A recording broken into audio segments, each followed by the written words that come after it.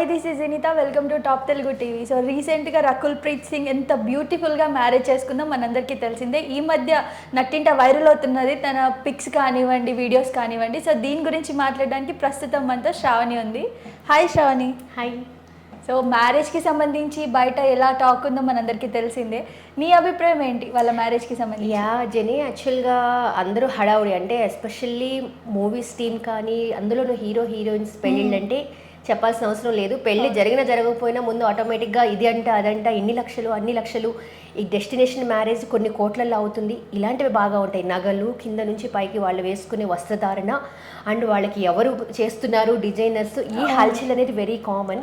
But especially Rakul and Jackky Bhagnani వాళ్ళ husband, వాళ్ళిద్దరు marriage really good అని చెప్పాలి. ఎందుకనంటే నేచర్ని దృష్టిలో పెట్టుకున్నారు. ఒక విధంగా చెప్పాలి అంటే ఆదర్శ జంటలా ఉంటారు ఉండరు అనేది మనం ముందు తర్వాత చూడగలుగుతాము. బట్ ద పెళ్లి దగ్గరికి వచ్చేసరికి మాత్రం చాలా బాగా అనమాట. అంటే పర్యావరణ రహిత, అంటే కాలుష్యం అనేది లేకుండా ఎక్కడా కూడా ఒక మంచి జోనర్ని వాళ్ళు ఏర్పాటు చేసుకున్నారని అనొచ్చు.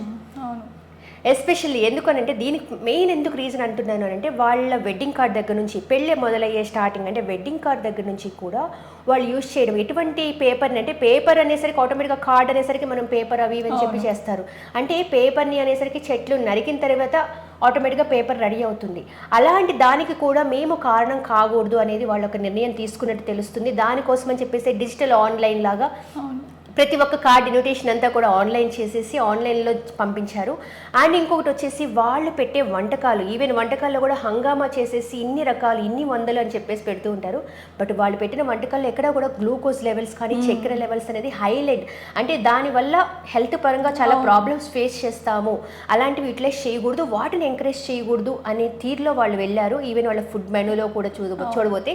అండ్ ఇంకొకటి నెక్స్ట్ వచ్చేసరికి జనరల్గా హీరో హీరోయిన్స్ అని అంటే హంగమా లైక్ మేము దుబాయ్లో చేసుకుంటాం, ముంబైలో చేసుకుంటాం, Abu Dhabi, any kind of hi fi లాగా వెళ్ళిపోవాలని అనుకుంటారు.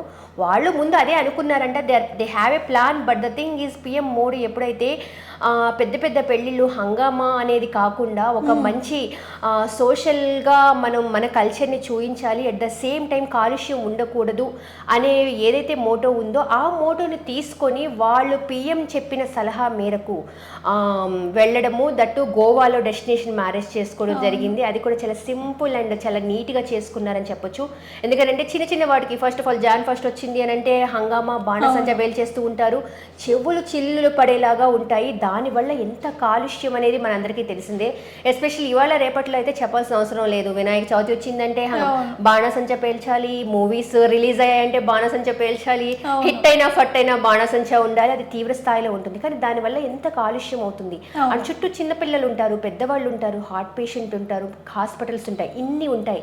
అంటే ఇన్ని జోనర్స్ తెలిసి చేస్తున్నారా తెలియక చేస్తున్నారా అనేది అక్కడ అర్థం కావట్లేదు. బట్ రకుల్ ప్రీత్ సింగ్ వాళ్ళు మాత్రం దాన్ని దృష్టిలో పెట్టుకొని అసలు ఎటువంటి బాణాసాంచ కానీ లేదా ఎటువంటి కాలుష్యరహితమైన, అంటే ఏ విధంగా కూడా మేము హాని కలగకూడదు వాతావరణంలో కానీ చిన్న చిన్నకి అన్ని విధాలుగా చూసుకున్నారు.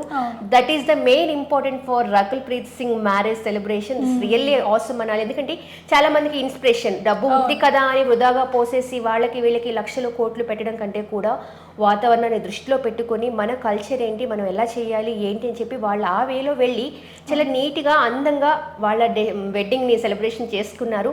ఎక్కువ హంగామా కూడా చేయలేదు, చెప్పాలంటే చాలా లిమిటెడ్ మెంబర్స్ని పిలుచుకున్నారు, సింపుల్గా అండ్ సూపర్గా చేసుకున్నారని చెప్పొచ్చు. సో అంటే నేను కూడా అదే కోరుకుంటాను. లైక్ రకుల్ ప్రీత్ అండ్ వాళ్ళ హస్బెండ్ ఎలా అయితే చూస్ చేసుకొని చాలా సింపుల్ మ్యారేజ్ చేసుకున్నారో, ఎంత డబ్బులు ఉన్నా కానీ మ్యారేజ్ అనేది మ్యారేజే. ఎస్, మనం ఎక్కువ హడావుడితో చేసిన మ్యారేజే అవుతుంది, నార్మల్గా చేసుకున్న మ్యారేజే.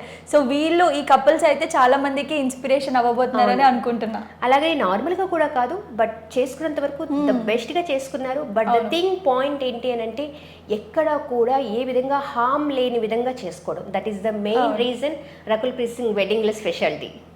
సబ్స్క్రైబ్ చేయండి. Please do subscribe to. Please like, share and subscribe to top Telugu TV. Top Telugu TV. Top Telugu TV.